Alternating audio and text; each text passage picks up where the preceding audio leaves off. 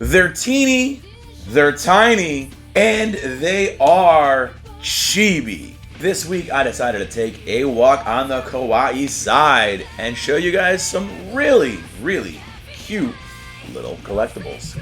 Hey everyone, it's Tony here with Nerds Never Sleep, and it's time again for another weekly figure roundup.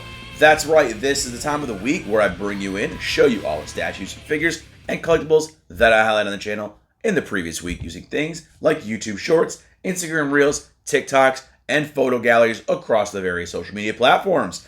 Now, this week I did go towards a themed week, but I went for the super cute, super deformed Chibi figures. This time I actually went completely QPosket across the board. And these are a kind of lower end priced, smaller, like super cute and super deformed figure series by Banpresto. So I sing these things praises a lot because I am one of the people who I absolutely hate things like Funko Pops. I think they are a bane of the collectible existence, and I think they should all be thrown in a landfill. I absolutely hate them.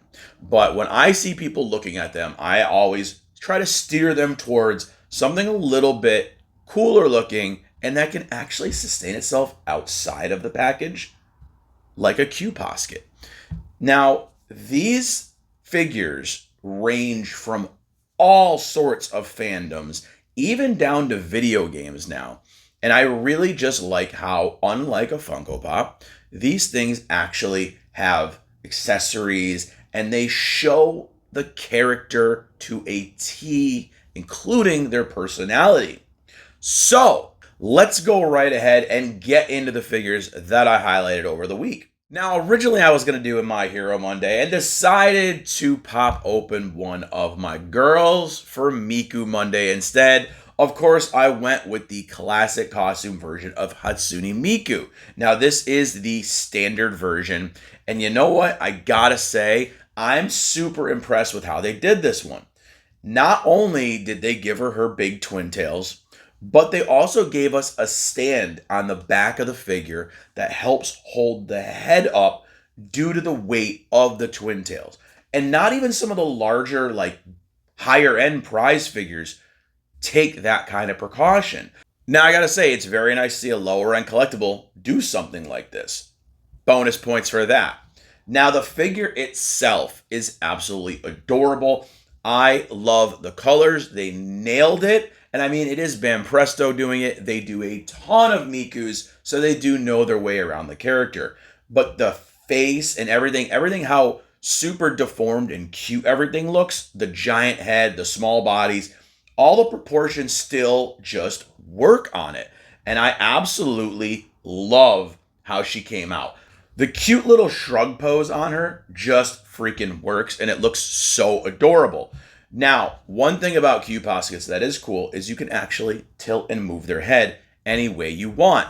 They're on a ball system inside the neck, so you can actually rotate the head. With Miku, not so much because she does have the stand, so I can't freely rotate it. But with all these others, you can actually twist and turn their heads and display them in different angles. So it's very cool.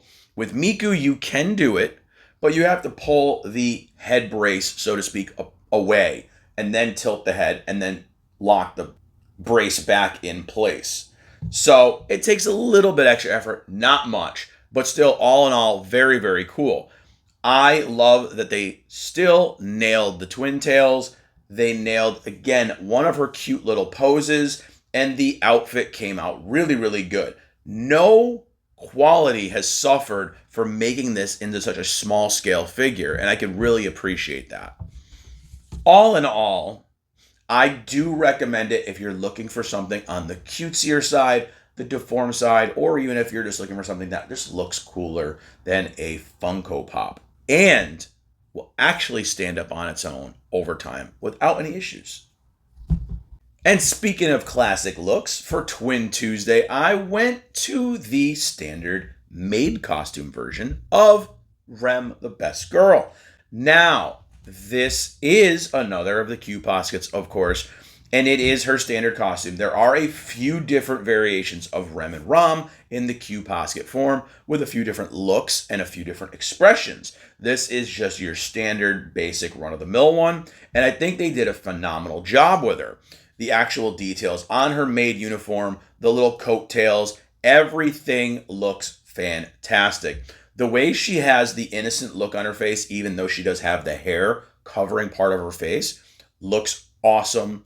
The fact that she's got kind of the hands kind of looking like she's almost concerned, things like that. The little tiny details in such a small piece. And I think she's absolutely adorable. Now, of course, I am partial to Rem, but mine over here, as you can probably see in the video, did have a little bit of a paint defect or a lack of paint, perhaps, in the booba area. So if you look at my video here and you look close at the photos, you can actually see that the paint didn't quite make it onto one of the boobs. And so she has a very oddly placed black dot in the middle of her chest. So it's kind of a crappy situation for me as far as my figure goes. But again, it's a prize figure, so sometimes you're going to get one that's going to be a little But I definitely plan on picking up another one of these, and fingers crossed that I get one that is got all the paint attached to her. But all in all, I think she's absolutely adorable, just like Miku previously, and I do recommend these. Now, she does have a ROM companion piece, of course, and they even have ones of them in red outfits, and they have them in a few different other varieties as well. So my opinion is you can't really go wrong either way, because of course it is Rem. It's just another different kind of look and style for her. And as I always say, the variety in a collection kind of is what makes it pop. So I do recommend checking out something like this if you haven't already. And then for Waifu Wednesday, I went with a fighting game waifu legend. And of course, it is Chun-Li from the Street Fighter series. Now, this is another QPosket, just like the rest. But the thing that's really cool about this one is she is in a very dynamic pose. And that is something you don't get with a thing like Funko Pops and stuff like that. As you can see here, she's in a full-on fighting pose. She has a stand going into her back as well as her foot peg to keep her stabilized even more. And you can move her head in any position like the rest of them to have her looking in any direction while she's in her fighting pose. So I think it's really, really cool that they added that little bit of detail to it, little extra something, something, so you can pose her however you want. Very, very cool. The details on her costume, while Chun-Li's costume does have some great details, they absolutely nailed it with this little QPosket. The big buns in her hair, they are very over-exaggerated, and they look so freaking good. The costume itself actually has flow to it, like there's actual motion going on. It's very, very impressive for being a Chibi deformed figure. And I cannot stress enough, again, how much I adore these little cutesy pieces. Now, the reason I really do like the Chun-Li is because we don't get a lot of collectibles, especially affordable and lower end pieces when it comes to things like the Street Fighter series. Think we have pop-up parades, right? And those have been coming out slowly but surely. So there's one thing. But as far as prize figures, stuff like that, you don't really have that much. So getting something like this is really very cool. And I know they did do a Player 2 version of this as well, so you have her other costume if you want to get both, or if you're just partial to her Player 2 costume. All in all, I think she came out absolutely fantastic. I think the details on her are worth the price of admission, and I definitely recommend checking out Chun-Li if you are a fan of her or of Street Fighter in general. Now, for that time I got reincarnated Thursday, I was gonna go with Lady Malim, but I felt like we needed a little bit of the boys to get shown off. So I went back, of course, to the Lord Rimuru himself. And this, of course, is his very early on costume in the series, and I absolutely love it. He's got attitude to him. He's got some personality to him. Just the way he's kind of posed. He looks very show-offy, like he's kind of, yeah, we'll take care of this. I absolutely love it. Even the look on his face is so freaking smug, and the way it lets you tilt his head, it literally does make it look like he's got like a little cocky attitude, and I think it's fantastic. He's got his little sword hanging off the back, and it even has the little tiny charm hanging off it, the little slime ball. I think the details are so damn good. The hair is well sculpted. It's not so heavy that it's going to actually destroy the figure over time. And that's why I like that these have a ball so you can turn it however you want. There's no real risk of it falling.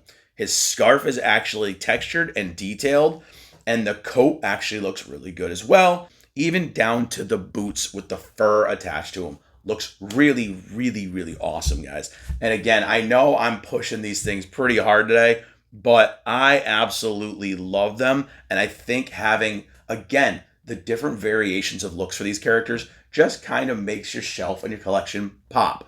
And he also pairs up with the Malim very, very well, especially when you can tilt the head and kind of make him given like a side-eye look to the character next to him, which of course is going to be Malim giving her peace sign. I think the figure by himself is fantastic, but if you duo him up with Malim, it's just absolutely amazing, and I adore it. So another one that is highly recommended if you're looking for something a little bit different in your collection. And then I finished off the week strong with the Jujutsu daddy himself, Satoru Gojo from Jujutsu Kaisen, of course. Now, this is from Jujutsu Kaisen 0, and you can tell here he's got the glasses on, he's got the smug look, the hands in the pockets, his straight up just look at me pose. I absolutely love the personality in this, down to even just like I said, the little smug look on his face. He looks so freaking cool, and you know right off the rip who this is. You know it's Gojo. The hair is wild and it's sculpted perfectly. Like I said, the details in these little QPoskets is so freaking good. Now, he does have a very basic costume, but they nailed the entire design, the colors, the fit, everything about it. And I just love how they put him with both hands kind of tucked into the pockets just by the fingers. It looks so damn good. And again, just like the rest, you can tilt his head any way you want. So if you have him with other QPoskets and you want him kind of at an angle with the head turned, you can do that. And I really appreciate that about these. Now, Gojo himself, again, it's Gojo.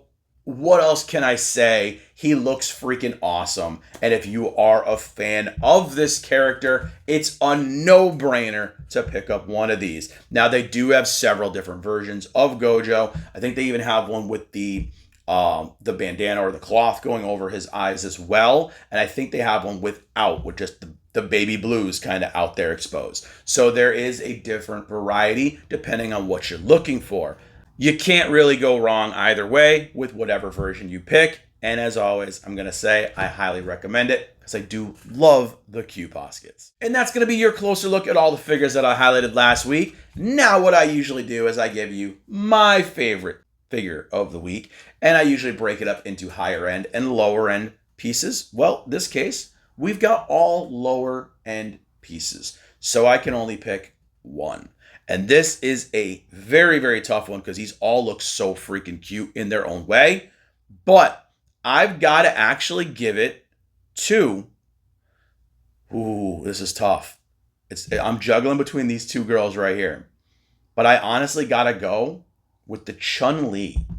And I hate doing that to my girl Miku, but the Chun-Li one is very, very impressive with all the details in the costume. The fact that she's in a fighting pose. You can pose her in a couple different angles. I absolutely think it's super impressive. And you know what? Again, we don't get enough figures of this character. So I'm going to lean towards Chun-Li as much as I want to give it to Miku. I'm going to recommend Chun-Li the most out of all these. But again, you can't go wrong with any of the figures on the table today. Now that was my pick for the week. Let me know who your favorite was down in the comments below. And to close things out now, we're going to talk the page updates. We're going to get to the boring stuff. I know you guys usually skip out this part, but it's important for me to do it. So I'm kind of getting back into the swing of things again, recording some more videos, getting episode 1 of the prize figure face-off finished to hopefully launch on Friday or Saturday. I wanted to wait and start it in August so I can have one every single week of August or every other week in August. Not sure if it's going to be a weekly or a bi-weekly segment yet. We will see. But spoiler alert, this week's episode 1 is going to be Gojo versus Gito. So we're going to have a pretty tough choice for everyone to decide which figure they like better. They are part of a set together, so it's going to be even more difficult to choose a favorite. So I'm pretty excited to see what people's thoughts are and who they vote for their favorite. Now, I've been doing more game streaming, still doing my amazing playthroughs of Death Stranding 2. Game is so phenomenal, guys. Cannot recommend it enough. Come in, check out the streams, talk games, talk nerdy stuff. It's so much fun. I love doing it. And I've been breaking up a little bit with more Dead or Alive volleyball. In the next couple weeks, maybe in the next month, I'm going to go back into streaming the Dead or Alive Prism series because I'll be having my stream deck and my new setup so I can actually avoid the blocked scene segments directly going from the PlayStation 5 itself. So come check out the streams if you haven't. It's a lot of fun. Now, as far as unboxings go, I do have some I'm trying to record to get in the chamber and pre-upload to the channel because in another 10 days or so, I'm going to be going away on vacation camping. So I'm not going to have a whole lot of internet access, not going to be able to upload a bunch of larger videos and things like that. So I'm going to try to knock out a couple and get them all out of the way and have them pre-uploaded to the channel, ready to go live while I'm on vacation. So we still get some content going. But other than that, not really much on the update side. Very, very slow. Again, I'm getting things back up and running. I have been doing clips of the gaming streams, and they've been doing pretty well. So I'm glad you guys like checking out those. Hopefully it brings some of you all over to the live stream portion of things because, man, those streams get pretty fun, and we have some good conversations. But that's going to be it for this one, guys. Thank you so much for watching it. If you did like the video, do me a solid. Click the like button, the subscribe button, the share button. Spread the nerdiness. Follow on all the social medias. The links are down in the description below. And I will see you all in the next one. Bye, everyone.